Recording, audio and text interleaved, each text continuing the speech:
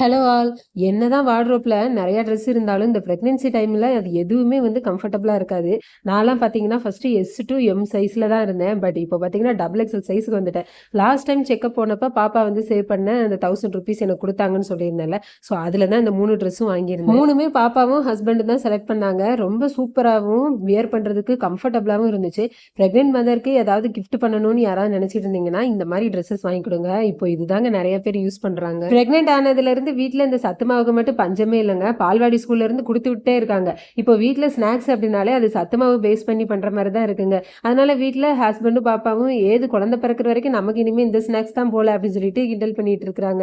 இன்னைக்கு கொழுக்கட்டை வந்து ரெடி பண்ணலாம் அப்படின்னு சொல்லிட்டு ஃபர்ஸ்ட் நிலக்கடலை பருப்பை வறுத்து தோல்லாம் எடுத்து கூடவே இந்த கொஞ்சம் பொட்டுக்கல்லையும் சேர்த்து கொரகொரப்பா அரைச்சு இந்த சத்து மாவோட போட்டுட்டு ஸ்வீட்டுக்கு வந்து கொஞ்சம் நாட்டு சர்க்கரை துருவின தேங்காய் போட்டு அப்படியே தண்ணி ஊற்றி பிசைஞ்சிட்டு கொழுக்கட்டையா பிடிக்கிற மாதிரி இந்த மாதிரி பிடிச்சு இட்லி தட்டில் வேக வச்சு எடுத்துட்டோம் அப்படின்னா கமகமன்னு சத்து மாவு கொழுக்கட்டை வந்து சூப்பரா ரெடி ஆயிடுச்சு. நீங்களும் ஒரு தடவை ட்ரை பண்ணி பாருங்க. வீடியோ பிடிச்சிருந்தா லைக் பண்ணிட்டு ஃபாலோ பண்ணிக்கோங்க. பாய்.